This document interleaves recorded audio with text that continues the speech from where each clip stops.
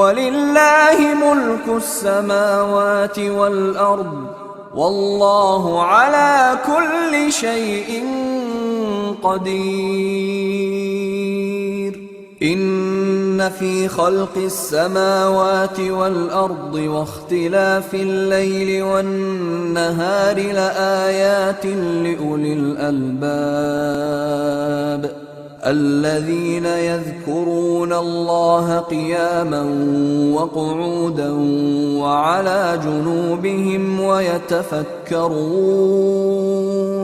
ويتفكرون في خلق السماوات والأرض ربنا ما خلقت هذا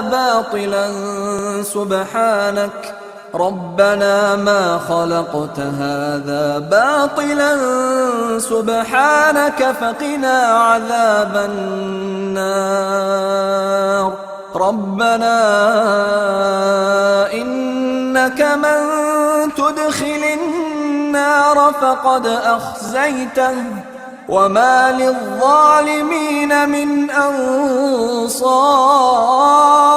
إن الحمد لله نحمده ونستعينه ونستغفره ونعوذ بالله من شرور أنفسنا ومن سيئات أعمالنا من يهده الله فلا مضل له ومن يضلله فلا هادي له وأشهد أن لا إله إلا الله وأشهد أن محمدا عبده ورسوله. يا أيها الذين آمنوا اتقوا الله حق تقاته ولا تموتن إلا وأنتم مسلمون. يا أيها الذين آمنوا اتقوا الله يا أيها الناس اتقوا ربكم الذي خلقكم من نفس واحدة وخلق منها زوجها وبث منهما رجالا كثيرا ونساء واتقوا الله الذي تساءلون به والأرحام إن الله كان عليكم رقيبا. يا أيها الذين آمنوا اتقوا الله وقولوا قولا سديدا يصلح لكم أعمالكم ويغفر لكم ذنوبكم ومن يطع الله ورسوله فقد فاز فوزا عظيما. أما بعد فإن خير الحديث كتاب الله وخير الهدي هدي محمد صلى الله عليه وسلم وشر الأمور محدثاتها وكل محدثة بدعة وكل بدعة ضلالة وكل ضلالة في النار. فأعوذ بالله السميع العليم من الشيطان الرجيم. بسم الله الرحمن الرحيم. اعبدوا الله ولا تشركوا به شيئا وبالوالدين إحسانا وبذي القربى واليتامى والمساكين والجار ذي القربى والجار الجنب والصاحب بالجنب وابن السبيل وما ملكت أيمانكم إن الله لا يحب من كان مختالا فخورا. صدر محترم، علماء کرام، محترم سامعین، نوجوان ساتھیوں، دینی ماں اور بہنوں، ہم نے اپنے موضوع کے متعلق سورۃ النساء کی ایک آیت تلاوت کی ہے، آیت نمبر 26. اسی پر ہم گفتگو کریں گے. اللہ تعالی ہم سب کو عمل کی توفیق نصیب فرمائے. اور موضوع کے بارے میں آپ حضرات نے سنا ہوگا کہ آج ہمارا موضوع ہے حقوق العباد. یعنی حقوق العباد کا مطلب یہ ہے کہ ہر انسان پر اللہ تعالیٰ نے 2 قسم کے حقوق فرض کیے ہیں. ایک تو اپنا حق اللہ نے فرض کیا ہے اور دوسرا ہر انسان پر بندوں کے حقوق فرض کیا ہے. جو اللہ نے اپنے حقوق فرض کیے ہیں ان کو کہا جاتا ہے حقوق اللہ، اور جو بندوں کے حقوق فرض کیے گئے ہیں ان کو کہا جاتا ہے حقوق العباد. حدیث کے اندر آیا، حضرت معاذ بن جبل وغیرہ کی حدیث بارہا حضرات نے سنا ہوگا. نبی علیہ السلام نے پوچھا، یا معاذ اتدری ما حق اللہ علی العباد وما حق العباد علی اللہ. اے معاذ، کیا تمہیں معلوم ہے کہ اللہ کا کیا حق بندوں پر ہے اور بندوں کے کیا حقوق اللہ پر ہیں؟ صحابہ کرام نے کہا اللہ و رسولہ عالم، اللہ اس کے رسول ہی زیادہ بہتر جانتے ہیں کہ اللہ کا حق بندوں پر کیا ہے۔ یہ صحابہ کرام کا عام دستور تھا، اس طرح سے جواب دیتے تھے، تاکہ اگر ہم کہہ دیں گے ہمیں معلوم ہے تو ممکن ہے کہ اللہ رسول مزید باتیں نہ بتائیں، لیکن ہم لوگ کہہ دیں گے اللہ اس کے رسول زیادہ بہتر جانتے ہیں، تو اللہ کے رسول کچھ اور باتیں بتا دیں گے تو ہمارے علم میں اضافہ ہو جائے گا۔ اس لیے جب بھی آپ سوال کرتے کیا تمہیں معلوم ہے، تو صحابہ کبھی نہیں کہتے مجھے معلوم ہے، بس کہتے اللہ و رسولہ عالم۔ تو آپ نے ارشاد فرمایا حق العباد علی اللہ ان یعبدوہ ولا تشرکوا بہ شیئا، اللہ کا حق بندوں پر یہ ہے کہ بندے صرف اللہ کی عبادت کریں، اللہ کے علاوہ کسی کی عبادت نہ کریں، اللہ تعالیٰ کی عبادت میں کسی کو شریک نہ کریں۔ یہ میرے بھائیوں سب سے بڑا حق اللہ کا یہ ہے کہ ہم اللہ کے علاوہ کسی اور کی عبادت نہ کریں، اللہ کی عبادت میں کسی کو شریک نہ کریں۔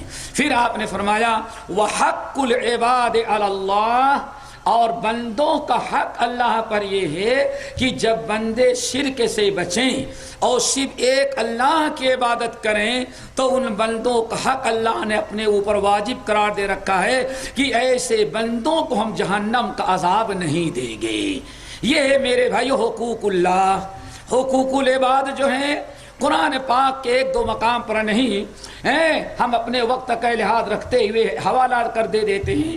قرآن پاک کے مختلف مقامات پر اللہ تعالیٰ نے حقوق اللہ کے ساتھ حقوق العباد کا ذکر کیا ہے۔ ان میں سے ایک آیت تو ہے جو سورۃ النساء کی آیت نمبر 36 جو میں نے آپ حضرات کے سامنے پڑھی، جس میں رب العالمین فرماتے ہیں وَاعْبُدُوا اللَّهَ وَلَا تُشْرِكُوا بِهِ شَيْئًا وَبِالْوَالِدَيْنِ إِحْسَانًا وَبِذِي الْقُرْبَى وَالْيَتَامَى والمساکین والجار ذی القربى والجار الجنب والصاحب بالجنب وابن السبیل وما ملکت ایمانکم۔ 10 چیزیں اللہ نے بیان کیا، فرمایا ان اللہ لا يحب من کان مختالا فخورا۔ اس آیت پر اگر آپ غور کریں گے تو اس آیت میں اللہ نے 10 چیزیں جو بیان کی ہیں ان میں ایک فرمایا وَاعْبُدُوا اللَّهَ وَلَا تُشْرِكُوا بِهِ شَيْئًا، اللہ کی عبادت کرو، اللہ تعالیٰ کے ساتھ کسی کو شریک نہ کرنا۔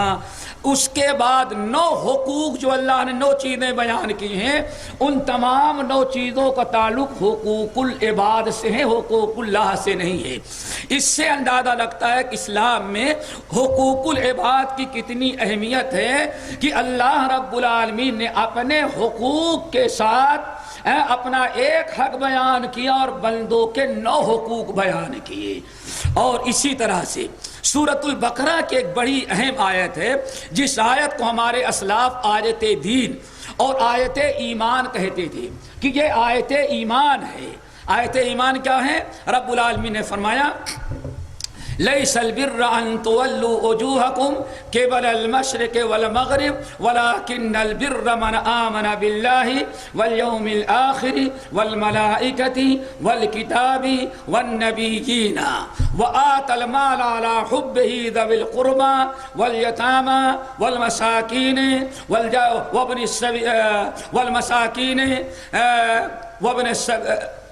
وابن السبيل والسائلين وفي الرقاب وما ملكت أيمانكم والموفون بعهدهم إذا عاهدوا والصابرين في البأساء والضراء وحين البأس أولئك الذين صدقوا وأولئك هم المتقون۔ اس آیت کو آیت دین اور آیت ایمان قرار دیا گیا۔ اس آیت میں بھی اللہ تعالیٰ نے حقوق اللہ کے ساتھ حقوق العباد کا تذکرہ کیا۔ اور تیسرا مقام بڑا مشہور ہے وَقَضَىٰ رَبُّكَ أَلَّا تَعْبُدُوا إِلَّا إِيَّاهُ وَبِالْوَالِدَيْنِ إِحْسَانًا۔ یہ چلے جائیں آپ 4-5 آیت پڑھتے ہوئے، پوری آیات میں اللہ نے اپنا ایک حق بیان کیا اور فرمایا وَقَضَىٰ رَبُّكَ أَلَّا تَعْبُدُوا إِلَّا إِيَّاهُ۔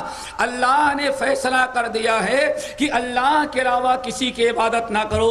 اب اس کے بعد اللہ تعالیٰ نے حقوق العباد کا تذکرہ شروع کیا۔ کیا۔ تو میرے دوستو، حقوق العباد کے متعلق جو کچھ ہمیں کہنا ہے وہ دو حصوں میں ہم تقسیم کر دیتے ہیں تاکہ سمجھنے میں آسانی ہو۔ نمبر ایک، حقوق اللہ کی اہمیت، حقوق اللہ کی ضرورت اور حقوق العباد کی اہمیت، تاکید اس کی فردیت اور اس کی ضرورت۔ جیسے کہ میں نے آپ حضرات کے سامنے آیات پیش کی، حقوق العباد میں سب سے بڑا تاکیدی حکم اللہ رب العالمین نے ماں باپ کا قرار دیا ہے۔ فرمایا وَبِالْوَالِدَيْنِ احسانًا، اپنے والدین کے ساتھ احسان کرو۔ اللہ رب العالمین کے بعد سب سے بڑا حق انسان پر اس کے ماں باپ کا ہے۔ اللہ تعالی ہمارے نوجوانوں کو اور ہماری ماں اور بہنوں ہر ایک کو اللہ تعالیٰ اپنے ماں باپ کے حقوق کو پہچاننے کی توفیق نصیب فرمائے۔ اگر میرے بھائیوں ماں باپ کے حقوق میں ذرہ برابر کوتاہی رہی تو یاد رکھنا انسان کی کوئی عبادت اللہ تعالیٰ کے ہاں قابل قبول نہیں۔ یہ مضمون بڑا تفصیلی ہے، ہم تفصیل میں جانے کے بجائے ایک حدیث کی طرف اشارہ کر دیتے ہیں جس سے واضح ہو جائے کہ حقوق العباد کی اہمیت، کہ جب تک انسان حقوق العباد کو مکمل نہ ادا کرے اللہ تعالیٰ حقوق اللہ کو بھی قبول نہیں کرتا۔ صحیح ابن خزیمہ، صحیح ابن حبان، بیہقی، ان تمام کتب، مسند احمد بن حنبل، ان تمام کتب کی روایت نبی علیہ حدیث بڑی طویل، اس کا خلاصہ یہ ہے کہ نبی علیہ السلام بیٹھے ہوئے ہیں، ایک صحابی آئے، کہنے کہ یا رسول اللہ ارأیت ان شہدت ان لا الہ الا اللہ وانک رسول اللہ وصلیت الصلوات الخمس وادیت زکاۃ مالی وصمت رمضان وقمت فممن انا۔ یا رسول اللہ ہمیں آپ سے ایک سوال کرنا ہے، وہ سوال کیا ہے؟ ارأیت ان شہدت ان لا الہ الا اللہ، آپ ذرا بتائیں میں آپ کے سامنے اس بات کا اقرار کرتا ہوں کہ اللہ کے علاوہ کوئی عبادت کے لائق نہیں ہے اور میں صرف ایک اللہ کی عبادت کرتا ہوں۔ نمبر دو، وَأَنَّكَ رَسُولُ اللَّهِ، اور آپ اللہ کے رسول ہیں اور آپ کے اللہ کے پیغمبر ہیں۔ نمبر تین، وَصَلَّيْتُ الصَّلَوَاتِ الْخَمْسَ، میں برابر 5 وقتہ نماز کی پابندی کرتا ہوں، کبھی نماز نہیں چھوڑتا۔ نمبر چار، وَأَدَّيْتُ زَكَاةَ مَالِي، میں اپنے مال کی زکوٰۃ ادا کرتا ہوں۔ پھر وَصُمْتُ رَمْضَانَ، نمبر 5، آپ اچھی طرح سے جانتے ہیں، میں آپ سے بیان کرتا ہوں کہ وَصُمْتُ رَمْضَانَ، میں ماہ رمضان کا مکمل روزہ رکھتا ہوں۔ نمبر 6، وَقُمْتُهُ، میں رمضان کی راتوں بھر سویا نہیں پڑا رہتا، اپنے بزنس اور کاروبار میں نہیں لگا رہتا، میں رمضان کی راتوں میں جگ کر کے قیام کرتا ہوں، عبادت کرتا ہوں۔ یہ 6 اعمال ہمارے ہیں۔ یا رسول اللہ ارأیت ان شہدت ان لا الہ الا اللہ وانک رسول اللہ وصلیت الصلوات الخمس وادیت زکاۃ مالی وصمت رمضان وقمتہ، یہ 6 اعمال ہمارے ہیں۔ علم حقوق اللہ بھی ہے اور اس میں سارے حقوق اللہ کا تذکرہ چل رہا ہے، یہاں حقوق العباد کا کوئی تذکرہ نہیں ہے۔ آپ نے فرمایا تو کیا سوال کرنا چاہتا ہے؟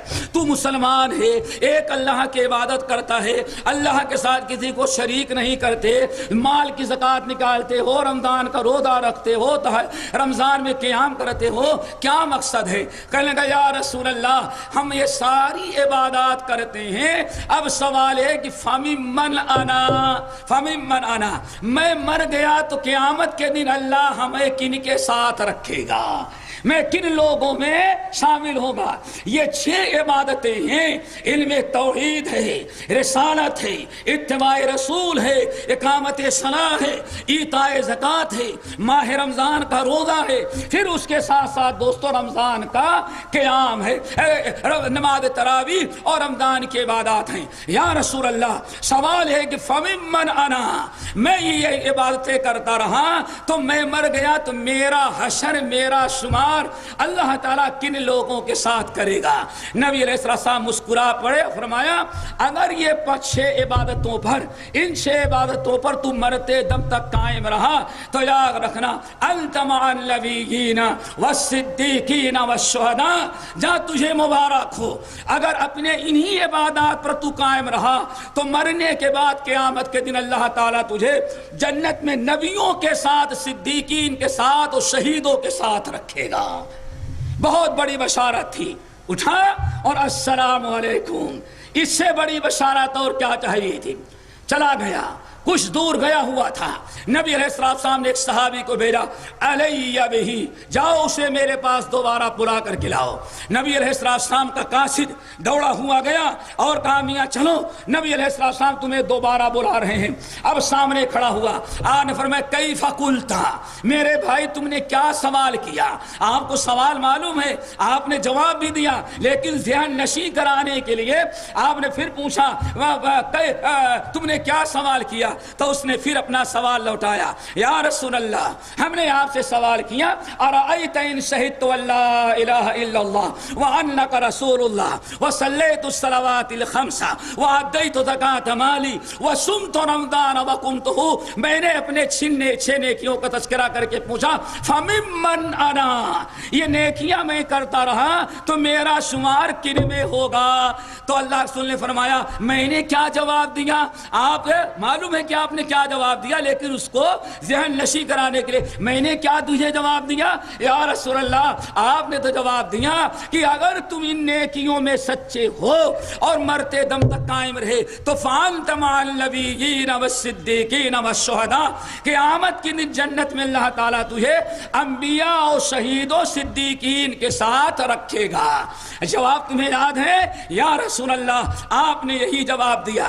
پھر راوی کہتے ہیں وَنَصَبَ إِصْبَعَيْهِ، پھر نبی علیہ السلام نے اپنی دونوں ان انگلیوں کو ملایا، فرمایا وَنَصَبَ إِصْبَعَيْهِ، کہا سن لو اگر تم نے یہ 6 نیکیوں کی پابندی کی مرتے دم تک تو جنت میں اللہ تعالیٰ تجھے نبیوں کے ساتھ، صدیقین کے ساتھ، شہداء کے ساتھ جو رکھے گا الگ نہیں، وَنَصَبَ إِصْبَعَيْهِ، ویسے ہی ان کے ساتھ رہے گا جیسے میری دونوں انگلیاں جڑی ہوئی تجھے نظر آ رہی ہیں۔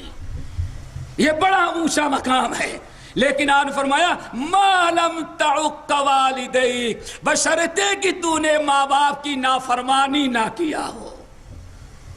اگر تو نے ماں باپ کی نافرمانی کیا یہ ساری چیزیں تجھے جہنم سے نہیں بچا سکتی۔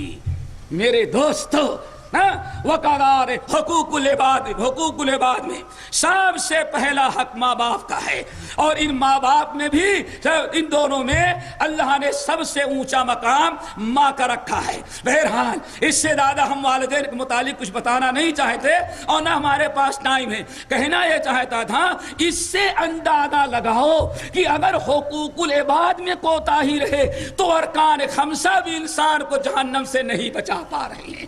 اللہ تعالی ہمیں حقوق العباد سیکھنے سمجھنے اور انہیں ادا کرنے کی توفیق نصیب فرمائے۔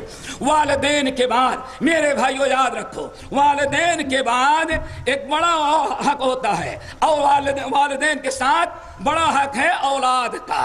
یہ بھی بتائیں آج والدین کے حقوق تو بڑے زوردار انداز میں بیان کیے جاتے ہیں، لیکن اولاد کے حقوق کا لحاظ نہیں رکھا جاتا، بلکہ بعض اہل علم تو کہتے ہیں کہ لوگوں کو چاہیے کہ والدین کے حقوق کے پہلے والدین کو اولاد کے حقوق بتائیں۔ کیوں؟ آج کا جو بچہ ہے وہی کل کا باپ بننے والا ہے۔ بچہ اولاد پہلے بنتا ہے اور باپ بعد میں بنتا ہے۔ بچی پہلے بنتی ہے، اولاد پہلے بنتی ہے، اور ماں جو ہے وہ کہیں بعد میں جا کر کے بنتی ہے۔ اولاد کے حقوق یہ بھی یاد رکھو، ہر مسلمان پر اللہ نے جو فرائض مقرر کیے ہیں وہ 2 ہیں۔ یا ایھا الذین آمنوا قوا انفسکم واہلیکم نارا، ایمان والو اپنے آپ کو جہنم سے بچاؤ اور اپنی اولاد کو بھی جہنم سے بچاؤ۔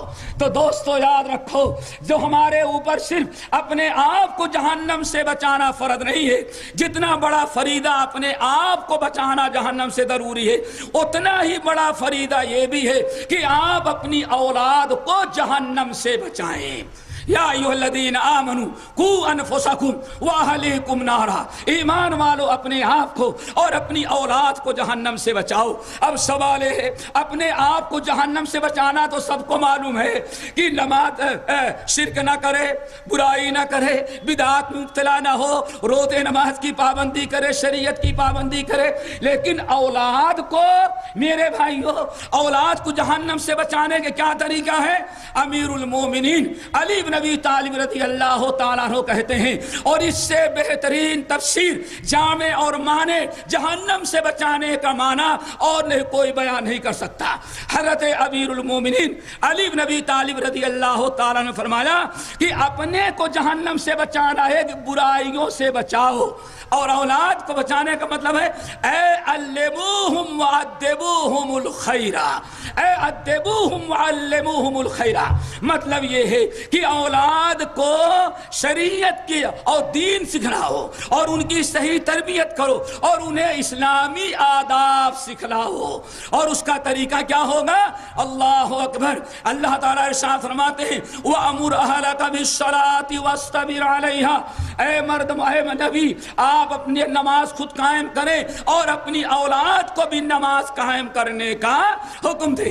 نبی علیہ السلام فرماتے ہیں مُرُوا أَوْلَادَكُمْ بِالصَّلَاةِ وَهُمْ أَبْنَاءُ سَبْعِ سِنِينَ، اے لوگوں اپنی اولاد کو جہنم سے اے لوگوں اپنی اولاد کو نماز پڑھنے کا حکم دو، اور اگر وہ نماز نہ پڑھیں اور 10 سال کے ہو جائیں تو وَضْرِبُوهُمْ عَلَيْهَا، انہیں سزا دینا تاکہ آئندہ نماز چھوڑنے کی جرات وہ نہ کریں۔ تو میرے بھائیو، اولاد کو جہنم سے بچانے کا مطلب یہ ہے کہ آپ اولاد کی صحیح تربیت کریں، بڑے ہونے کے بعد اولاد روزے نماز شریعت کا پابند ہو، کہیں نعوذ باللہ ایسا نہ ہو۔ ابھی جمعرات کا واقعہ ہے کلکتہ کے اندر، اتنے افسوس کی بات ہے، ابھی صرف جمعرات کا معاملہ ہے، آج اتوار ہے، کل سنیچر رہا اور پرسوں جمعہ، پرسوں کے پہلے جمعے کا جو جمعرات کا ہے۔ اللہ کی قسم، ایک اسلامی نام رکھنے والا نوجوان ملاقات کے لیے لایا گیا اور اس کا تعارف کروایا گیا، مسلمان نوجوان، اور عمر اس کی تقریباً 40 سال کی ہو رہی ہے۔ تعارف کروایا گیا، کم سے کم 40 سے 50 مرتبہ، کم سے کم اس عمر میں اس نوجوان نے 40 سے 50 مرتبہ انجیل پڑھا ہے۔ کیا پڑھا ہے بھائی؟ کتنی مرتبہ؟ لیکن اس کو قل ہو اللہ احد نہیں یاد ہے۔ یہ بھی جمعرات کا قل ہو اللہ احد نہیں یاد ہے۔ ایک نوجوان ہے دوڑا ہوا، آج ہمارے ماں باپ کی لاپرواہی، یہ یاد رکھو، صرف یہ نہ سوچو کہ بچہ ہمارا فرما بردار بنے، آپ پہلے کوشش کریں کہ آپ کا بچہ رب کا فرما بردار بنے، اور اگر آپ اپنے بچے کو رب کا فرما بردار بنائیں گے تو انشاءاللہ رب آپ کے بچے کو آپ کا بھی فرما بردار بنا دے گا۔ دوڑا ہوا آ رہا ہے، ماں باپ کی کوتاہی، نوجوان ہمیں قرآن سیکھنا ہے، پوچھا بیٹے کتنا یاد ہے؟ کیا پڑھا ہے؟ کہاں قاعدہ تو پڑھا ہے، میں نے کہا کچھ اور پڑھا؟ کہا ہاں سورۃ الفاتحہ یاد ہے۔ کیا ہے؟ اللہ کی قسم سورۃ الفاتحہ سناتا ہے، الحمدللہ من الشیطان الرجیم، واللہ یہ قرآن سنا رہا ہے، کیا؟ الحمدللہ رب العالمین نہیں، الحمدللہ من الشیطان الرجیم۔ اس کو یہ پتا نہیں کہ الحمدللہ کے بعد رب العالمین ہے، گلا تو گھونٹ دیا اہل کالج نے تیرا، کہاں سے آئے صدائے لا الہ الا اللہ۔ یہ ہمارے ماں باپ کی کوتاہی ہے، ماں کی کوتاہی ہے، باپ کی کوتاہی ہے۔ ضرورت اس بات کی ہے کہ آپ اپنا حق لینے کے پہلے اولاد کا حق ادا کریں۔ اسی لیے امام قرطبی رحمۃ اللہ علیہ بڑی حیرتناک روایت نقل کی ہے مرسلن. میں اس لیے بتا دینا چاہتا ہوں کہ اولاد کی تربیت پر گفتگو بہت لمبی ہو جائے گی. بتانا یہ چاہتا ہوں کہ جب تک ہم ہر ایک دوسرے کو حقوق کو نہیں ادا کریں گے اپنی نیکیاں انسان کو فائدہ نہیں پہنچا سکتی. اب ذرا سنو, حشر کے میدان میں امام قرطبی رحمۃ اللہ علیہ اپنی تفسیر کے اندر روایت نقل کرتے ہیں کہ حشر کے میدان میں ایک شخص روزے کا پابند, نماز کا پابند, حج کا پابند, عمرے کا پابند, زکوٰۃ کا پابند, بڑا نیک اور صالح ہوگا. حشر کے میدان میں آئے گا, قبر سے اٹھے گا تو بڑا خوش, بڑی نیکیاں ہمارے پاس ہیں, ہم اتنے حج, اتنے عمرے, اتنے زکوٰۃ, اتنے مدارس مساجد بنائے ہیں.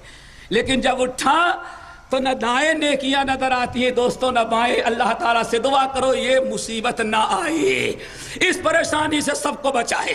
کہاں گئی نیکیاں؟ سنو, اب بندہ کھڑا ہوا, نیکیاں نظر نہیں آ رہی, کہتا یا ربی این حسناتی, رب میں نے دنیا میں بڑی نیکیاں کیا تھا, ہماری نیکیاں کہاں گئی؟ یا ربی این حسناتی, اے میرے رب میں نے بڑی نیکیاں کیا تھا, میری نیکیاں کہاں گئی؟ بار بار چلا رہا ہے این یا ربی این حسناتی, اللہ میرے روزے, نماز, حج, زکوٰۃ, ساری نیکیاں کہاں گئی؟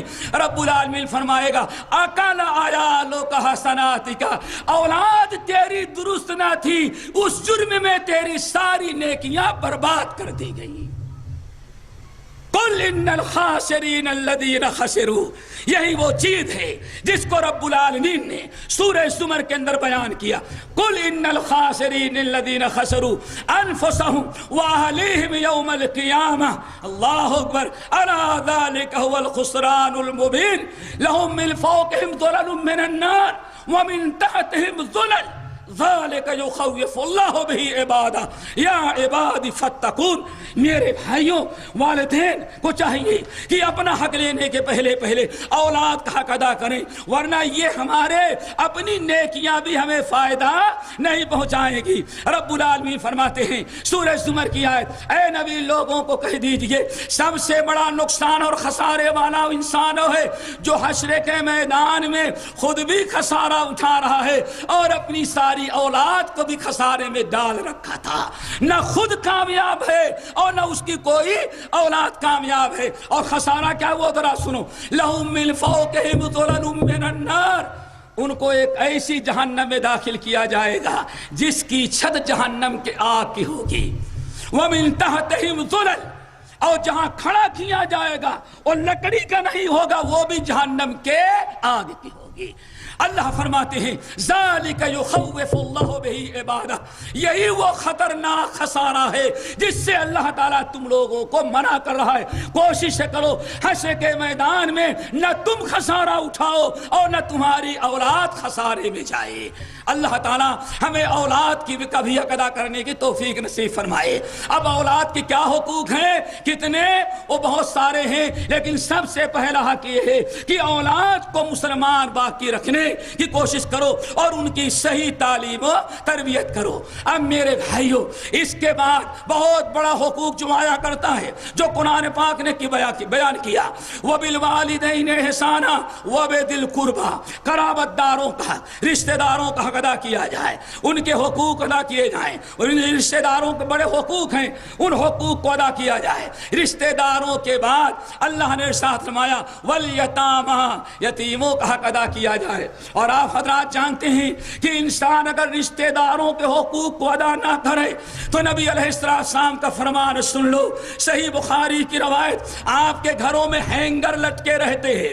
نبی علیہ السلام فرماتے ہیں جب اللہ رب العالمین نے صلہ رحمی اور رشتے ناطے کو پیدا کیا تو یہ جیسے گھروں کے اندر ہینگر چپکے رہتے ہیں, یہ رشتے داری صلہ رحمی جا کر کے عرش کو چپک گئی پکڑ کر کے اور رونے لگی. کہا الہ العالمین آپ نے مجھے پیدا کر دیا ہے لیکن مجھ پر بڑا ظلم ہوگا, بھائی بھائی کا حق نہیں ادا کرے گا, بھائی بہن کا حق نہیں ادا کرے گا, ادا کرے گی, چچا جو ہے اپنے بھتیجوں کا حق نہیں ادا کرے گا, اب بڑی آپس میں لڑائیاں ہوگی, سارا نزلہ, سارا بخار اور سارا ظلم اللہ تیرے بندے ہم پر کریں گے. اللہ تعالیٰ مجھے پناہ میں رکھ. جب نبی علیہ السلام فرماتے ہیں جس عرش الہی کو پکڑ کر کے جب چپک گئی رشتہ داری اور رونے لگی تو رب العالمین نے اعلان کیا تم پرواہ نہ کرو، ہم نے بھی فیصلہ، ہم نے تم کو پیدا کیا ہے اور جو تمہارا حق نہیں ادا کرے گا ہم نے اس کے بارے میں بھی اپنا فیصلہ تم کو سنا، ہم نے بھی فیصلہ کر رکھا ہے۔ فیصلہ کیا ہے؟ الا اے رشتہ داری سن لے، من وصلہ کی وصلتہ ومن قطع کی قطعتہ، ہم نے بھی تیرے پیدا کرنے کے ساتھ ہی یہ بھی فیصلہ کر رکھا ہے دنیا میں جو تم کو جوڑیں گے ان کو ہم اپنے سے لگائیں گے اور جو تمہیں کاٹ دیں گے ہم بھی اس کو اپنے سے کاٹ کر کے الگ کر دیں گے۔ میرے بھائیوں، رشتے ناتے، یتیم والیتامہ، یتیموں کا خیال رکھا جائے، اور پھر مسافر کا، والجار ذی القربی، بہت بڑا حق ہے آج جس کی بڑی اہم ضرورت ہے۔ روزے، نماز، ایمان بھی اللہ تعالیٰ کے ہاں قابل قبول نہیں جو اپنے پڑوسیوں کا حق ادا نہ کرتا ہو۔ رب العالمین نے پڑوسی کے حقوق کے بارے میں بیان فرمایا، والجار ذی القربی، اے میرے بندو اللہ نے تم کو حکم دیا ہے کہ رشتہ دار پڑوسیوں کا حق ادا کرو۔ اللہ تعالیٰ نے قرآن میں 3 قسم کے پڑوسی بیان کیا، ان کو سمجھو بڑے اختصار کے ساتھ۔ پہلا پڑوسی کیا ہے؟ والجار ذی القربی، ان پڑوسیوں کے ساتھ جو پڑوسی بھی ہیں اور رشتے دار بھی ہیں۔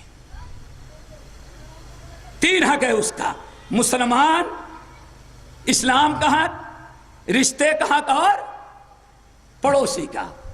نمبر 3، نمبر 2، والجار الوسطی والجار الجنوبی، بازو میں رہنے والا اجنبی پڑوسی جس سے کوئی رشتہ نہیں ہے۔ اور یہ بھی یاد رکھو، پڑوسی پڑوسی ہے چاہے مسلمان ہو یا غیر مسلم ہو۔ اسلام نے پڑوسی کو حقوق کی کوئی تعین نہیں کی، پڑوسیوں کی تعین نہیں کی۔ جیسا آپ کا مسلمان پڑوسی آپ کا پڑوسی کا حق آپ پر ہے، ویسے ہی غیر مسلم پڑوسی کا بھی حق آپ پر ضروری ہے۔ اللہ اکبر، پڑوسی کے ساتھ احسان سلوک کرو۔ ہمارے اسلاف پڑوسیوں کے بارے میں اللہ اکبر کتنی کتنی قربانیاں دے ڈالتے تھے، لیکن آج ہم اور آپ قربانی پڑوسی کے لیے دینے کے لیے تیار نہیں۔ تو 2 قسم کے پڑوسی۔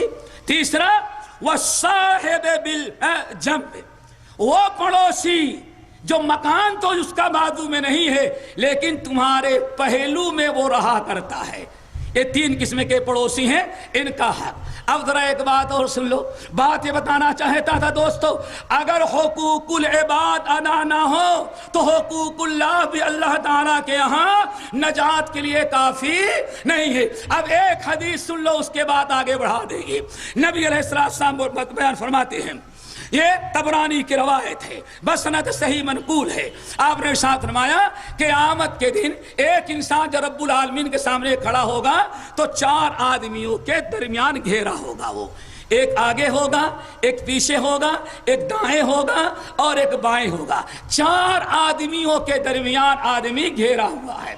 رب العالمین ان 4 کے بارے میں پوچھیں گے، تم ایک آدمی کو پہچانتے ہو؟ اس کے زندگی بھر کے نیک اعمال، برائیاں، گناہ سب فرشتے نے لا کر کے رکھ دیا اور کہا الہ العالمین ھذا ما لدی عتید، رب العالمین یہ زندگی بھر کا ریکارڈ ہے جو میں نے تیار کیا ہے۔ اللہ رب العالمین نے بندے کے نام اعمال اور ریکارڈ کو رکھ دیا اور ان 4 آدمیوں کو بلا کر کے چاروں طرف سے کھڑا کر دیا اور پوچھا ذرا بتاؤ یہ پہچانتے ہو اس کو؟ 4 بیک زبان کہتے ہیں ہاں ہم پہچانتے ہیں، یہ ہمارا پڑوسی ہے۔ اللہ تعالیٰ اس بندے سے پوچھتے ہیں جو حساب کتاب کے لیے پیش کیا گیا ہے، میاں تم ان 4 کو پہچانتے ہو؟ کہتا ہے رب العالمین ہاں ہم ان کو پہچانتے ہیں، یہ سامنے والا پڑوسی ہے اور یہ پیچھے والا پڑوسی ہے، یہ دائیں جانب والا پڑوسی ہے اور یہ بائیں جانب والا پڑوسی ہے، یہ ہمارے 4 پڑوسی ہیں۔ اس سے زیادہ اللہ اس حساب دینے والے سے کچھ نہیں پوچھتے۔ اب ان 4 سے پوچھتے ہیں تم 4 پڑوسی ذرا بتاؤ اس کے بارے میں تمہارا کیا خیال ہے، تم نے اس کو کیسے پایا؟ اللہ تعالیٰ سے دعا کرو ایسے ہی پڑوسی ہمارے حشر کے میدان میں کھڑے ہو جائیں، ورنہ ساری نیکیاں رائے گا برباد جائے گی۔ نبی علیہ السلام ارشاد فرماتے ہیں جب رب العالمین چاروں سے پوچھا تو سامنے والا، پیچھے والا، دائیں والا، بائیں والا، چاروں بیک زبان کہتے ہیں رب العالمین آپ کے عزت کی قسم، آپ کے جلال و ذات کی قسم، ہم نے کبھی اس پڑوسی سے کوئی تکلیف نہیں پائی تھی۔ یہ پڑوسی ہمارا بڑا نیک ہے، اس نے ہمیں کوئی کبھی ایذا نہیں دیا، کبھی تکلیف نہیں پہنچایا۔ نبی علیہ السلام فرماتے ہیں جب چاروں پڑوسیوں نے اسے اچھے ہونے کی گواہی دے دیا تو رب العالمین فرماتے ہیں جاؤ میاں، تم نے اگر چاروں پڑوسیوں نے تمہیں اچھے ہونے کی گواہی دے دیا، اب تیرا حساب کتاب ختم، سیدھے تجھے ہم جنت میں داخل کر دیتے ہیں۔ میرے بھائیو، اور اگر کہیں ان چاروں میں سے ایک پھسل گیا، اللہ پہلے سامنے والا تو بڑا ٹھیک تھا، بائیں والا، یہ پیچھے والا کا ہمیں بڑا تنگ کرتا تھا، اس وقت میرے بھائیو سارے اعمال انسان کے برباد ہو جاتے ہیں۔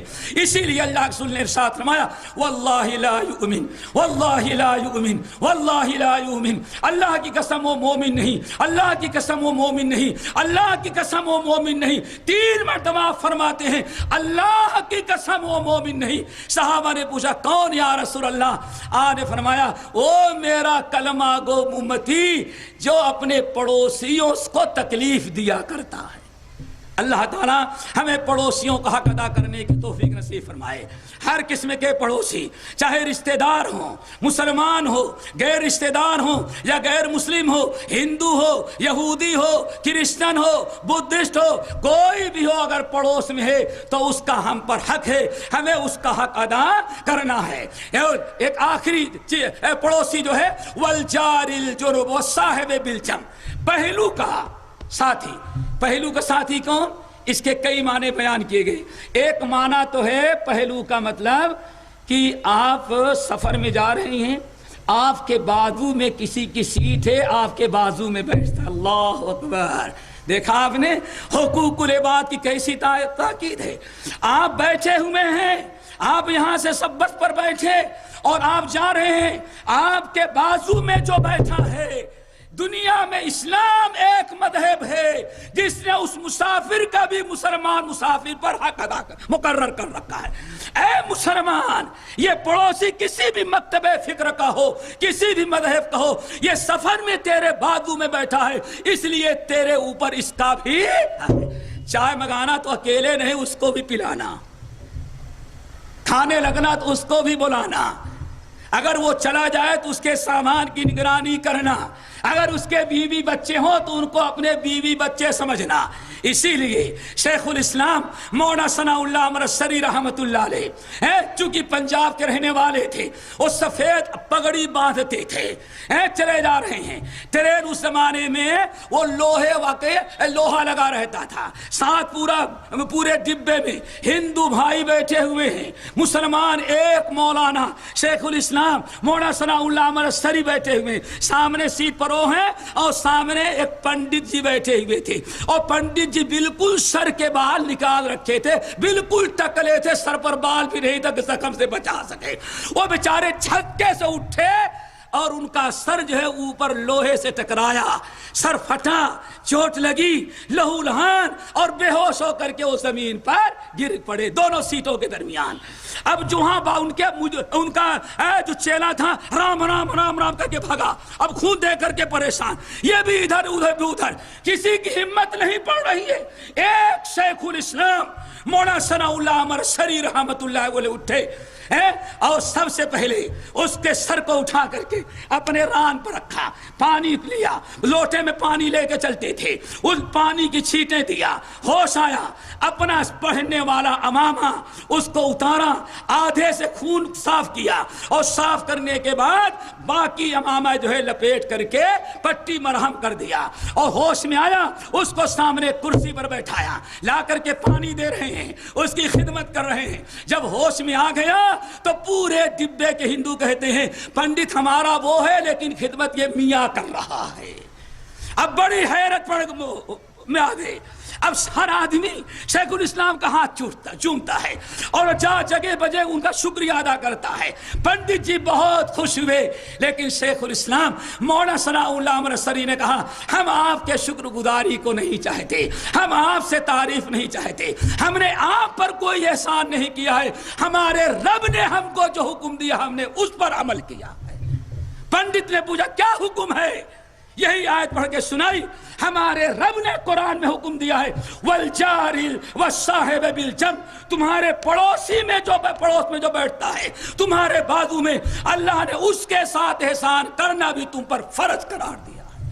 میرے بھائیو, اور بعض لوگ کہتے ہیں وہ صاحب بالجنب سے میاں بیوی ہوتے ہیں, کیوں؟ ان سے زیادہ بازو میں بیٹھنے والا کوئی نہیں ہوتا. تو گویا کہ میاں بیوی کے بھی حقوق ایک دوسرے پر واجب ہیں. شوہر کو چاہیے کہ بیوی کا حق ادا کرے اور بیوی کو چاہیے کہ شوہر کا حق ادا کرے. یہ دونوں جب تک ایک دوسرے کے حقوق کو نہ پہچانیں, ایک دوسرے کے حق کو نہیں ادا کریں گے. اب بات آئی تو ایک حدیث سنا کر کے بات کو ہم آگے بڑھا دیتے ہیں. میرے بھائیو کیوں؟ اب سب سے پہلے ذرا دیکھو بیوی کے حق شوہر پر کیا ہیں. آج دنیا تو یہی چاہتی ہے, ہر شوہر آپ یہی چاہتے ہو, ہم بھی وہی چاہتے ہیں. بھائی آپ ہی نہیں, ہم بھی چاہتے ہیں. ہر آدمی یہی چاہتا ہے کہ بیوی ہمارا پورا حق ادا کرے, اور ذرا کوتاہی ہو تو خیر نہیں, سیدھے طلاق کی دھمکی یا میکے بھیج دینے کی دھمکی دی جاتی ہے. لیکن آپ نے کبھی سوچا نبی علیہ السلام سے صحابہ کرام جن کو حقوق العباد کی اہمیت تھی, وہ حقوق العباد کے بارے میں پوچھتے ہیں یا رسول اللہ ما حق زوجتنا علیہ, ما حق زوجت احدنا علیہ.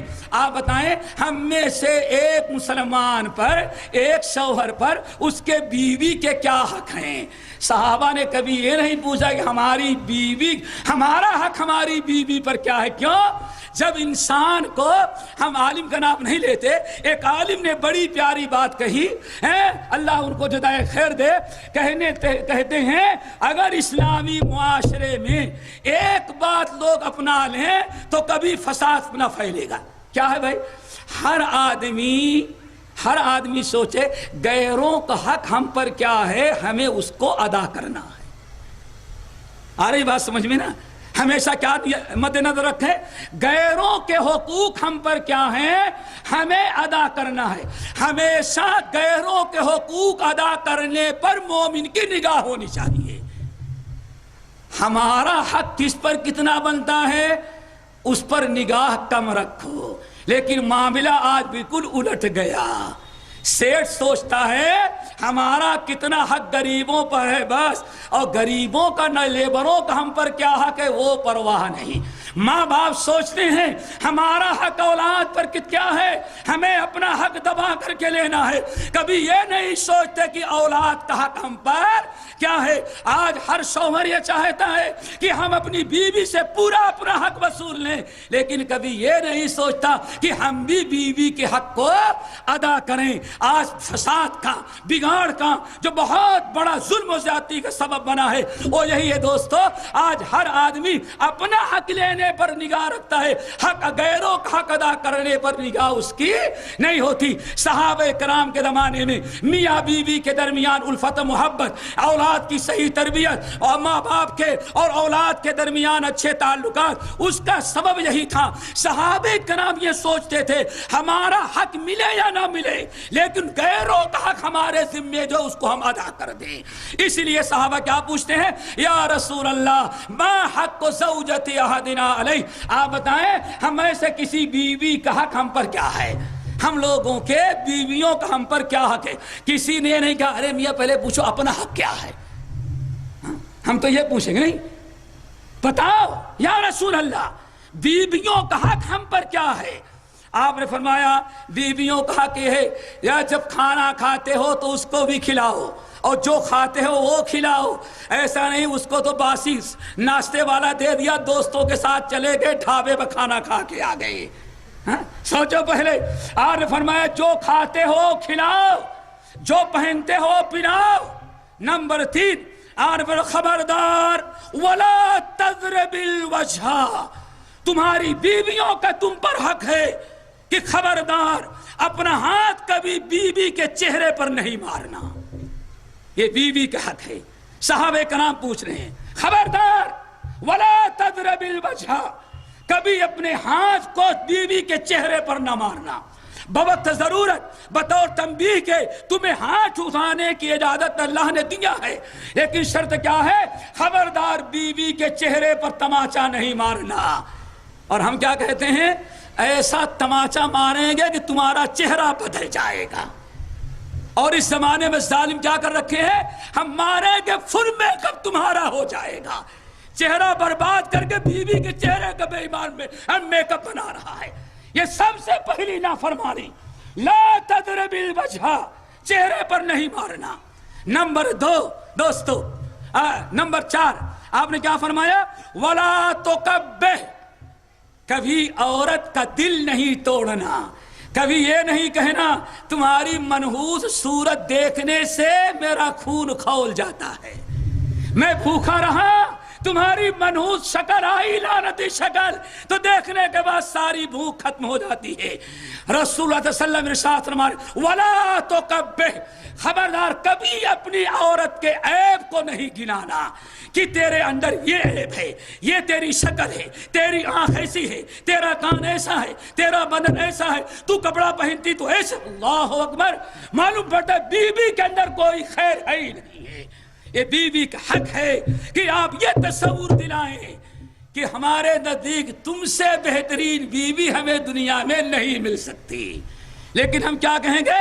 قسمت خراب تھی جو تو میرے نصیب میں آ گئی۔ یہ بیوی کا حق مار رہے ہو۔ ولا تقبح، خبردار کبھی بیوی کو برا نہیں کہنا، شکل صورت پر تانا نہیں دینا۔ آگے آخری حکم ولا تہجرها الا فی البیت، اور کبھی غصہ ہو جاؤ، کسی بات سے ناراض ہو جانا تو گھر چھوڑ کر کے باہر نہیں جانا، نہ تو ماں کے کمرے میں جانا، نہ باپ کے کمرے میں جانا، اور نہ تو دوستوں کے یہاں جانا۔ نہ ایسا نہ ہو یہاں ناراض ہو تو بامبے بھگ کر کے چلے جاؤ اور ٹیلی فون بند کر دو۔ یہ عورت کا آپ حق ادا نہیں کر رہے ہیں۔ کیوں؟ ایک عورت کو آپ نے بستر الگ کیا، آپ غصہ ہو گئے، اسلام نے اس کو معافی مانگنے کا حق دیا ہے اور آپ کو معاف کرنا پڑے گا۔ اسی لیے نبی علیہ السلام نے ارشاد فرمایا اے لوگو الا اخبرکم برجالکم من اہل الجنہ، میں تم لوگوں کو بتاؤں کہ جنتی آدمی کون ہوتا ہے؟ لوگوں نے کہا بلا یا رسول اللہ۔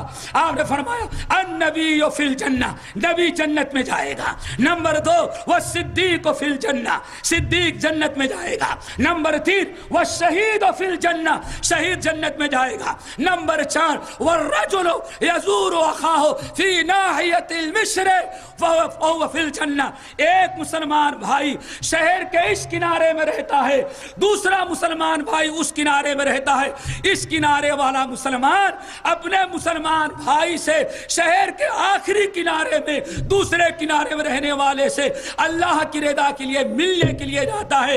ایک مومن اپنے گھر سے نکلا اپنے کسی مسلمان بھائی سے ملنے کے لیے تو اللہ فرماتے ہیں، اللہ نے فرمایا اے مومن بھی نبیوں صدیقوں کے ساتھ جنت میں جائے گا۔ اللہ تعالیٰ سے دعا کرو ہمیں بھی اپنے مسلمان بھائیوں سے ملنے کی توفیق نصیب فرمائے۔ پھر آپ نے ارشاد فرمایا الا اخبرکم بنسائکم من اہل الجنہ، تمہاری بیویاں کون جنت میں جائیں گے بتاؤ؟ لوگوں نے کہا یا رسول اللہ مردوں میں کون جائیں گے بتا دیا، ہماری عورتوں میں کون جنت میں جائیں گی وہ بھی بتا دیں۔ آپ نے فرمایا الودود الولود، محبت کرنے والی، بچے والی ہے، اور الودود الولود العود، 3 خوبیاں بیان کی۔ آپ نے فرمایا وہ عورت جنت میں جائے گی، تمہاری وہ بیویاں جنت میں جائیں گی جن کے اندر یہ خوبیاں ہو، نمبر 1 ودود ہو، نمبر 2 ولود ہو، نمبر 3 اعود ہو۔ اعود کا مطلب کیا ہے؟ شوہر کو غصہ تو دلا دیتی ہے لیکن فوراً شوہر سے معافی مانگ کر کے اس کو راضی کر لیتی ہے۔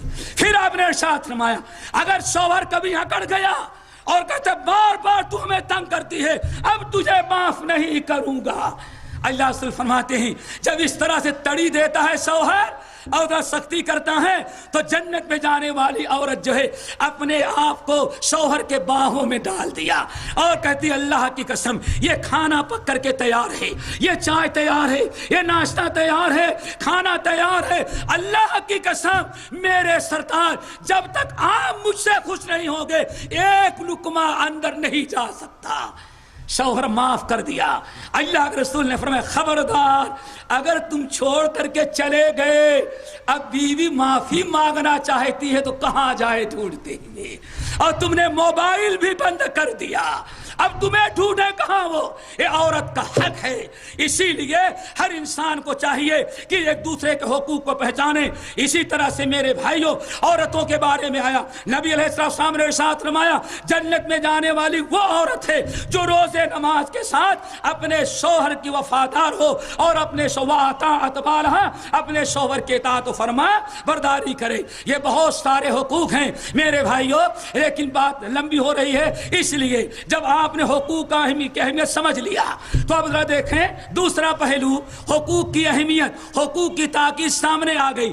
اگر ہم نے حقوق ادا نہ کیا، ہم نے حقوق ادا نہ کیا، اللہ تعالیٰ کا کے بعد بندوں کا حقوق ادا نہ کیا، پھر ہمارا حشر کیا ہوگا؟ آؤ ذرا بڑے اختصار کے ساتھ 15 منٹ میں یہ بات بھی آپ حضرات کے سامنے واضح کر دوں۔ یاد رکھو میرے بھائیوں، جب تک غیروں کے حقوق ادا نہیں ہوگے، نبی صلی اللہ علیہ وسلم کا فرمان سن لو، آپ نے فرمایا اے لوگو لَتَعُدُّنَّ الْحُقُوقَ إِلَىٰ أَهْلِهَا، مرنے کے پہلے پہلے ہر ایک کا حق ادا کر دو، کسی کا حق باقی نہ رکھو۔ آپ نے ارشاد فرمایا قیامت کے دن اللہ تعالیٰ اس قدر عدل و انصاف کرے گا اور لوگوں کے حقوق کو ادا کرائے گا۔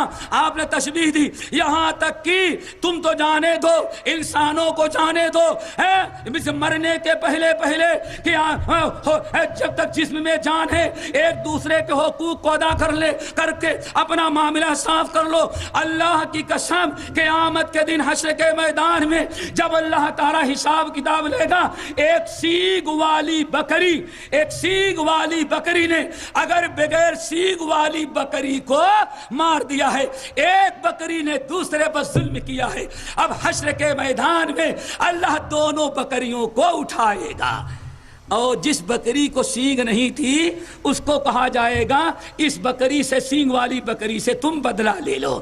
اب وہ بکری بدلہ لینے کے لیے آگے بڑھے گی تو اللہ تعالیٰ فرمائے گا نہیں، تو بغیر سینگ کے ہے، میں تجھے سینگ دیتا ہوں، پھر چونکہ اس نے تمہیں دنیا میں مارا تھا تو سینگ سے مارا تھا، اگر تو بغیر سینگ کے بدلہ لے گی تو کبھی بدلہ مکمل نہیں ہوگا۔ اس لیے اس بغیر سینگ والی بکری کو اللہ تعالیٰ سینگ دے گا اور جا کر کے وہ بکری بدلہ لے لے گی، اس کے بعد دونوں بکریوں یا سارے جانوروں کو بدلہ دلا کر کے اللہ تعالیٰ سب کو مٹی بنا دے گا، نہ ان کے لیے جنت ہے نہ ان کے لیے جہنم ہے۔ لیکن مسلمانوں، انسانوں نے اگر نہیں حق ادا کیا ہے تو ان کا بدلہ کیسے ہوگا؟ صحیحین کی روایت، نبی صلی اللہ علیہ وسلم کا وہ فرمان ذرا یاد رکھو، اللہ کے رسول صلی اللہ علیہ وسلم نے ارشاد فرماتے ہیں اتدرون من المفلس، تم لوگوں کو معلوم ہے کہ تم میں مفلس کون ہے، تم میں فقیر کون ہے؟ لوگوں نے کہا یا رسول اللہ المفلس فینا من لا درہم له ولا دنانیر،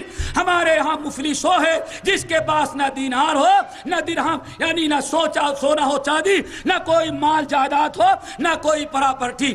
آج فرمایا نہیں، میری امت کا بڑا مفلس وہ ہے قیامت کے دن بڑے روزے نماز حج زکات کی بہت ساری نیکیاں لے کر کے آیا، لیکن قیامت کے دن جب نیکیاں لے کر کے آیا تو ایک بندہ آیا، اللہ اس نے میرا حق نہیں ادا کیا تھا، اللہ فرمائیں کہ نیکیوں کا بدلہ تم لے جاؤ۔ دوسرا آیا، اللہ تعالیٰ اس نے مجھے گالی دیا تھا، اللہ فرمائیں گے اتنی نیکیاں تم لے کر کے جاؤ۔ پھر تیسرا آیا، رب العالمین اس نے میرا حق زمین دبا رکھی تھی، اللہ تعالیٰ فرمائیں گے اس کا فلاں اعمال کی نیکیاں تم لے کر کے جاؤ. اتنے حق والے اس کے پاس حق لینے کے لیے آتے رہے. اللہ کے رسول فرماتے ہیں زندگی بھر کی ساری نیکیاں اس کی ختم ہو گئی. جب ساری نیکیاں ختم ہو گئی, حق اس نے ادا نہ کیا تھا, ایک آدمی اور آیا, کہتا ہے الہ العالمین مجھے بھی اپنا حق چاہیے, میرے اس بات اس نے مارا تھا, ہمیں بھی بدلہ چاہیے. اللہ فرمائیں گے اس کی نیکیاں تو ختم ہو گئی ہیں, اب کہاں سے بدلہ دے گا؟ وہ کہتا ہے اللہ تعالیٰ ہمیں تو اپنا بدلہ لینا ہے, کیوں ہم نے دنیا میں نہیں لیا تھا بدلہ تاکہ قیامت کے دن آپ دلوائیں, اب آج تو میں چھوڑنے والا نہیں. اللہ تعالیٰ فرماتے اچھا ایسا کرو, لاؤ پہلے تمہارا حساب لے لیتے ہیں, اس کے بعد تمہارا فیصلہ کریں گے. بندہ اپنا نام اعمال لے کر کے آیا, اس کے پاس ہزاروں برائیاں گناہ موجود ہیں اور وہ جہنم کا مستحق ہو رہا ہے. اللہ تعالیٰ فرماتے ہیں بتاؤ تم جہنم کے مستحق ہو رہے ہو, لیکن اگر تم اپنا حق لینا چاہتے ہو تو اس کی ایک شکل ہے, اگر تم راضی ہو تو تمہارے زندگی بھر کے گناہوں کو اس کے سر پر ڈال کر کے اس کو جہنم میں ڈال دیتے ہیں اور تمہیں جنت میں داخل کر دیتے ہیں. بندہ راضی ہو گیا. نبی بعد روایتوں میں آیا, نبی علیہ السلام حدیث بیان کے منبر پر تو رو پڑے اور فرمائے لوگوں دیکھو غیروں کا حق ادا نہیں کرتا انسان, غیروں پر ظلم کرتا ہے, اپنی اس کی نیکیوں سے دوسرے لوگ فائدہ اٹھا کے جنت میں جا رہے ہیں اور وہ بدبخت غیروں کا گناہ لے کر کے جہنم میں جا رہا. اللہ تعالیٰ سے دعا کرو ہمیں ایک دوسرے کے حقوق کو ادا کرنے کی توفیق نصیب فرمائے. حقوق کی بات آئی تو ایک حق جو بڑا ضروری ہے اس کو بتا دینا, اس کی طرف اشارہ کرنا بڑا ضروری ہے. وہ کیا ہے؟ نشاندہی کر کے. حجۃ الوداع کا موقع ہے. نبی علیہ السلام نے حجۃ الوداع میں خطبہ دیتے ہوئے فرمایا اے مسلمانوں تمہیں معلوم ہے, بتا سکتے ہو کون سا دن ہے؟ ای یوم ھذا, یہ کون سے دن ہے بتا سکتے ہو؟ صحابہ کرام نے کہا اللہ و رسولہ عالم, اللہ اس کے رسول ہی بہتر جانتے ہیں کہ کون سا دن ہے. صحابہ کہتے ہیں ہم لوگوں کو معلوم تھا کہ یہ کون سا دن ہے, لیکن ہم لوگوں نے اس لیے نہیں بتایا کہ شاید نام بدلنے والے ہیں. پھر آپ نے پوچھا ای مقام ھذا, تمہیں معلوم ہے کہ یہ کون سی جگہ ہے؟ لوگوں نے کہا اللہ و رسول عالم, ہمیں معلوم ہے کہ یہ حج کے ایام میں منی ہے, مزدلفہ ہے, عرفات ہے, اور کون ہے؟ یہ سارے مکے کے علاقے ہیں. پھر آپ نے فرمایا بتا سکتے ہو ای بلد ھذا, اس وقت کس شہر میں ہو معلوم ہے؟ اللہ و رسول عالم. پھر آپ نے پوچھا ذرا بتاؤ تمہیں معلوم ہے ایو شہر ھذا, یہ کون سا مہینہ ہے تمہیں معلوم ہے؟ لوگوں نے کہا اللہ و رسول عالم. آپ نے فرمایا یہ بلد حرام ہے, یہ حرمت والا ذی الحجہ کا مہینہ ہے, یہ مقدس مقام ہے اور یہ حج کے مقدس دن ہے. یاد رکھو میرے امتیو, ان دماءکم واعراضکم واموالکم حرام علیکم کحرمت یومکم ھذا فی بلدکم ھذا وفی شہرکم ھذا. اے میرے امتیو, میرے صحابیوں, یاد رکھو یہ بہت تین چیزیں اکٹھا ہو گئی ہیں. حرمت والا مہینہ ہے, حرمت والے ایام ہے, حرمت والی جگہ اور شہر ہے, یہ مکہ ہے, ذی الحجہ کا مہینہ ہے, حج کے ایام ہیں, اتنے ساری چیزوں, اور تم لوگ احرام میں حج کے تم لوگ حج کے اندر ہو. یاد رکھو ان دماءکم واموالکم واعراضکم, تین چیزیں آپ نے گنائی. یاد رکھو آج تم حالت احرام میں ہو یا آج جیسے تم حج کی حالت میں ہو, بلد حرام میں ہو اور مقدس شہر اور مہینے کے اندر ہو, جیسے آج ایک مسلمان کی جان, ایک مسلمان کا مال اور ایک مسلمان کی عزت تم پر آج یہاں اس مہینے میں حرام ہے, ایسے ہی دنیا میں کہیں بھی رہو گے مومن کے جان اور مال کی حرمت تمہارے اوپر ویسے ہی ہے جیسے اس جگہ ہے. مومن کی عزت میرے بھائیو آپس میں ایک بہت بڑا حق ہے. کیا؟ لا المسلم اخو المسلم لا یظلمہ ولا یخذلہ. مومن آپس میں ایک دوسرے کے بھائی ہیں. ایک مومن کا حق ہی ہے کہ آپ اس کی عزت کریں, آپ اس کا احترام کریں, آپ اس کی بے عزتی سے بچائیں, آپ اس کی توہین نہ کریں, آپ اس کی انسلٹ نہ کریں. ہر مسلمان کے, ہر انسان کے جان اور مال اور عزت کی حفاظت آپ پر اللہ تعالیٰ نے فرض کر رکھا ہے. اور اگر سننا چاہیں تو ایک بات بتا دوں، سنن ترمذی میں موقوفاً ابن ابی دنیا نے مرفوعاً نقل کیا ہے، مومن کا مقام، مومن کی عزت، مومن کا مرتبہ کتنا اونچا ہے۔ سنو، نبی علیہ السلام اور بعض روایت میں عبداللہ ابن عمر خانہ کعبہ کے سامنے آئے، سارے ساتھی خانہ کعبہ سامنے ہیں، ارشاد فرمایا اے اللہ کے گھر، اے خانہ کعبہ، میں تیرا مقام، تیرا مرتبہ، تیری عزت خوب اچھی طرح سے جانتا ہوں۔ اللہ کے نزدیک تیرا کیا مقام ہے، تیری کیا عزت ہے اور تیرا کیا مرتبہ ہے، ہمیں خوب اچھی طرح سے معلوم ہے۔ لیکن اے خانہ کعبہ یاد رکھ، والمؤمن اعظم حرمۃ منک، لیکن یاد رکھنا اے خانہ کعبہ اور حج کرنے والے لوگوں سن لو، خانہ کعبہ کا جو مقام اللہ کے نزدیک ہے، اللہ کی قسم مومن کا مرتبہ اللہ تعالیٰ کے نزدیک خانہ کعبہ سے بھی بڑا ہے۔ خانہ کعبہ کی انسلت توہین کون برداشت کر سکتا ہے؟ لیکن آج ایک مومن اپنے مومن بھائی کی توہین کرتا ہے، انسلٹ کرتا ہے، عزت لوٹتا ہے۔ اسی لیے یاد رکھو، ایک مسلمان کے لیے ضروری ہے کہ دوسرے مسلمان کا وہ احترام کرے، اس کی عزت کرے، اس سے محبت کرے اور آپس میں ایک دوسرے کے ساتھ مل کر کے رہنے کی کوشش کرو، ورنہ نبی علیہ السلام ارشاد فرماتے ہیں، یاد رکھو آپ نے ارشاد فرمایا، ایک مسلمان، سنن نبی داؤد کی روایت، بہت ساری روایات ہیں، ان میں بس ایک روایت ہم پیش کرتے ہیں۔ نبی علیہ السلام نے ارشاد فرمایا کہ ایک مسلمان نے اگر اپنے کسی مسلمان بھائی کو کسی مسلمان بھائی میں کوئی عیب نکال کر کے، کوئی بات پھیلا کر کے، کوئی بات سنا اور اس کو بیان کر کے، بیان لوگوں میں عام کیا، لوگوں کو بتاتا ہے اور مقصد یہ ہے لے جو ای بہو، مقصد یہ ہے کہ اس کے اندر عیب بتائے اور لوگوں میں اس کی توہین کرے۔ نبی علیہ السلام ارشاد فرماتے ہیں، ایک مسلمان نے اگر اپنے مسلمان بھائی کی توہین کیا اور کوئی بات اس کے متعلق منسوب کر کے اس کی انسلٹ کیا تو قیامت کے دن اللہ تعالیٰ ایسے مسلمان کو جس نے کسی کی توہین کی ہے اس کو اللہ تعالیٰ ردغۃ الخبال میں کھڑا کر دیں گے۔ ردغۃ الخبال کیا ہے وہ سمجھنے کی چیز ہے۔ گندے لوگ، گندی عورتیں، گنہگار یہ جہنم میں جب چلیں گے تو جو ان کے بدن سے جو خون اور پیپ بہے گا ایک حوض میں وہ اکٹھا ہوتا رہے گا، نہایت بدبودار، جراثیم والا، زہریلا، خطرناک، کھولتا ہوا وہ ہوگا۔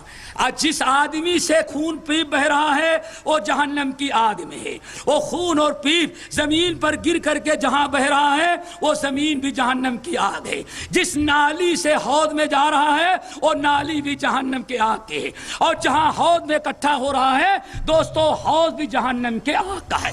چاروں طرف سے جہنم کی آگ ہی آگ، اور اس کے اندر اس آدمی کو کھڑا کر دیا جائے۔ یہ سنن نبی داؤد کی روایت، اس کو اسی ردغۃ الخبال میں کھڑا کر دیا گیا اور وہ ڈوب رہا ہے، اب چلاتا ہے، شور مچاتا ہے۔ اللہ تعالیٰ اسے فرماتے ہیں، اپنے مومن بھائی کو بدنام کرنے کے لیے تو نے جو بات لوگوں میں بیان کیا تھا، جب تک اس کو سچا نہیں ثابت کرے گا تب تک تجھے یہاں سے نکالا نہیں جا سکتا۔ اور اللہ رسول نے فرمایا جھوٹی بات کو آدمی کبھی سچی ثابت نہیں کر سکتا۔ میرے بھائیو، اتنا بڑا عذاب کیوں لینا چاہتے ہو؟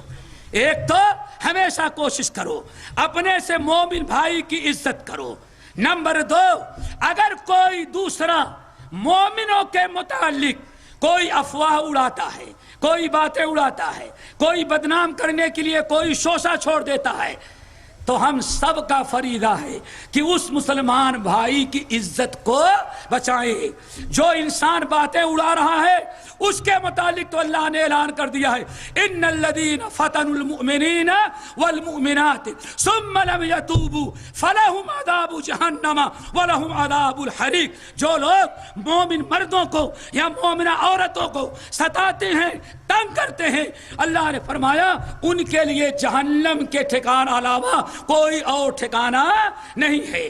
اس لیے ان کا تو واضح ہے۔ پھر ذرا دیکھو، آج اپنی زبان سے کسی کو تہمت لگاؤ، کسی کو خیانت، کسی کو جھوٹا، کسی پر زنا کا، کسی پر حرام خاری کا، کسی پر چوری کا، کسی میں امانت میں بددیانتی کا جو یہ شوشہ چھوڑ دیا جاتا ہے اور باتیں پھیلائی جاتی ہیں، میرے بھائیوں یہ بہت ہی خطرناک ہیں۔ رب العالمین کا صرف ایک فرمان سنو، ان الذین یرمون المحصنات المؤمنات الغافلات، یقیناً جو لوگ مومنہ عورتوں پر، پاک دامن عورتوں پر جھوٹی باتیں گڑھ کر کے ان کو بدنام کرنا چاہتے ہیں، تمام اہل علم کا خیال ہے کہ یہی وعید یہاں اکثریت کا لحاظ رکھتے ہوئے عورتوں کا تذکرہ کیا گیا ہے، ورنہ مردوں کا اور عورتوں دونوں کو حکم یہی ہے۔ ذرا کو غور سے سنو، رب العالمین فرماتے ہیں، اور نازل کب کیا؟ جب لوگوں نے حضرت عائشہ کو بدنام کرنا چاہا اور لوگوں نے افواہیں پھیلائی، رب العالمین نے فرمایا ان الذین یرمون المحصنات المؤمنات الغافلات، جو لوگ دیندار پاک دامن شریف عورتوں کو بدنام کرتے ہیں اور ان کے متعلق افواہیں پھیلاتے ہیں، لہم عذاب علیم فی الدنیا والآخرہ، یاد رکھو ایسے لوگوں کے لیے دنیا اور آخرت دونوں میں دردناک عذاب ہے۔ عذاب کیا ہے وہ بھی ذرا سنو، وَيَوْمَ تَشْهَدُ عَلَيْهِمْ أَلْسِنَتُهُمْ وَأَيْدِيهِمْ وَأَرْجُلُهُمْ بِمَا كَانُوا يَعْمَلُونَ، یہ اللہ تعالیٰ فرما رہے ہیں اے قیامت کے دن جس نے کسی مسلمان مرد یا عورت کو بدنام کرنے کے لیے کوئی عیب اور کوئی برائی بیان کیا اور لوگوں کو میں ہوا دینا شروع کیا، قیامت کے دن دنیا اور آخرت میں دردناک عذاب تو ہی ہے، قیامت کے دن کیا حشر ہوگا؟ وَلَهُمْ عَذَابٌ عَظِيمٌ، جہنم کا تو بڑا عذاب ہوگا، اور عذاب بھی کیسا؟ وَيَوْمَ تَشْهَدُ عَلَيْهِمْ أَلْسِنَتُهُمْ، الزام لگانے والے، بہتان تراشی کرنے والے، مومن مردوں عورتوں کو کی عزت لوٹنے والے اور ان کی توہین کرنے والے جو ہیں، قیامت کے دن ان کی زبان ان کے خلاف گواہی دے گی۔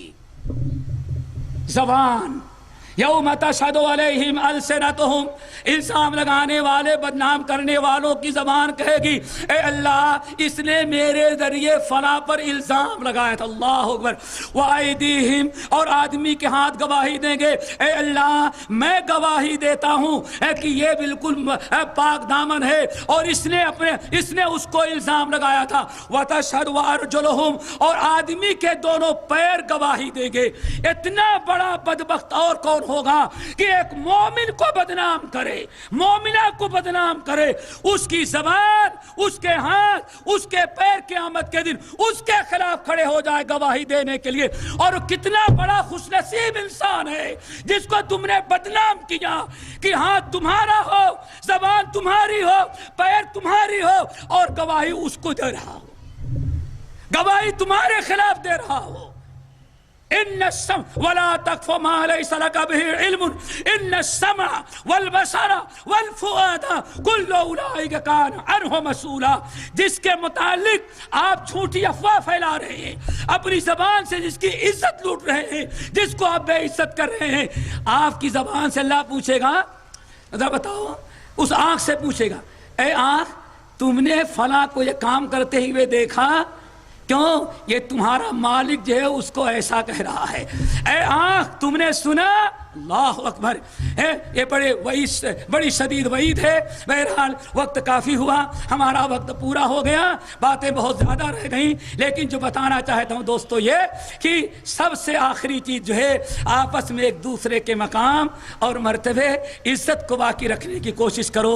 اگر کسی مومن میں عیب ہے اس کے عیوب پر آپ پردہ ڈال دیں گے تو ڈبل فائدہ ہوگا، آپ بدنام نہ کریں۔ بس ایک بات بتاتے ہیں، اللہ کرے ہمیں عمل کی توفیق نصیب فرمائے۔ اگر کسی جگہ دوستو، کسی جگہ کسی مومن کو لوگ بیٹھ کر کے بدنام کر رہے ہوں یا ہمارے خلاف یا ایک دیندار کے متعلق کوئی افواہ پھیلا رہا ہو اور کوئی اس کو بدنام کر رہا ہو، اس کی عزت لوٹ رہا ہو، اگر اس مجلس میں اس کا حق ہے، اس کا حق ہے ایک مومن کا کہ آپ اس کے پیچھے اس کی عزت کی حفاظت کریں۔ اگر 10 آدمی اس کو بدنام کر رہے ہیں، آپ وہاں بیٹھے ہیں، تو آپ پر اس کا حق ہے مومن بھائی کا کہ آپ اس کی حمایت کریں اور آپ اس کی مدد کریں۔ آپ کو کیا ملے گا؟ کیا ملے گا؟ 2 چیزیں ملیں گی۔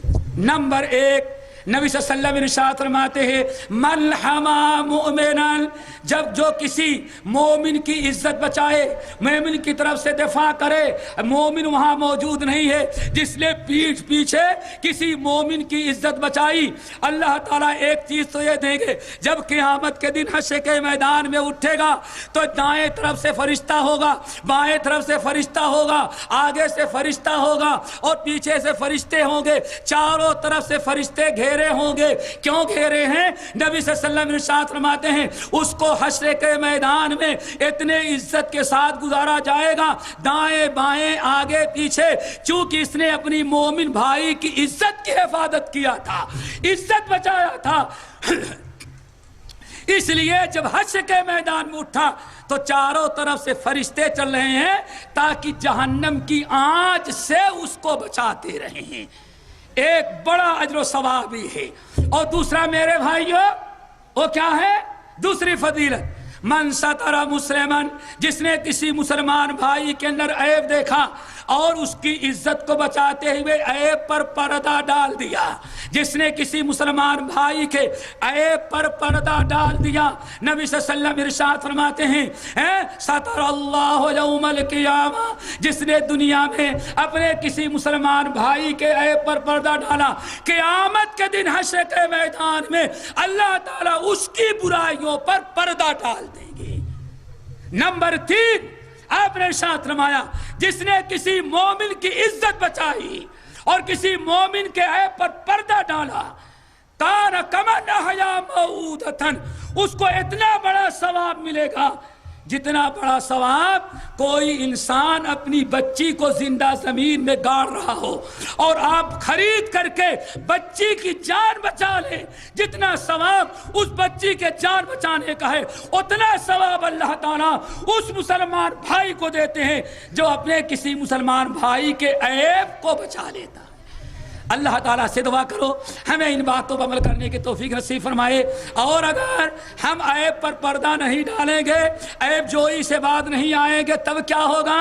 مسجد نبوی ہے، آپ ممبر پر ثواب ممبر پر موجود ہیں، آن فرمایا معاشر من اسلم بلسانہ، اے مسلمانوں، وہ لوگوں جو زبان سے تو کلمہ پڑھ چکے ہو، مسلمان کہتے ہو، لیکن دل میں اسلام ابھی داخل نہیں ہوا ہے، لا تؤذوا المسلمین، خبردار مسلمانوں کو تکلیف نہ پہنچاؤ، ولا تتبعوا عوراتہم، مسلمانوں کے عیب کو نہیں ٹٹولو، عیب کو نہیں ڈھونڈو، کیا؟ فَإِنَّهُ مَن تَتَبَّعَ عَوْرَةَ أَخِيهِ الْمُسْلِمِ، جو دنیا میں اپنے کسی مسلمان بھائی کے عیب کو ڈھونڈتا ہے اور عیب کو ڈھونڈ کر کے نکال کے اس کو بدنام کرنا چاہتا ہے، اللہ اس عیب ڈھونڈنے والے کے عیب کے پیچھے پڑ جاتا ہے، اور اللہ جس کو دنیا میں جس کے عیوب کو ظاہر کر کے بدنام کرنا چاہے کبھی اس کو کوئی اس کی عزت کو بچا نہیں سکتا۔ اللہ تعالیٰ سے دعا کرو اللہ تعالیٰ ہم سب کو عمل کی توفیق نصیب فرمائے، حقوق اللہ کے ساتھ حقوق العباد ادا کرنے کی توفیق نصیب فرمائے۔ اقول قولی ھذا واستغفر اللہ من کل ذنب واتوب الیہ۔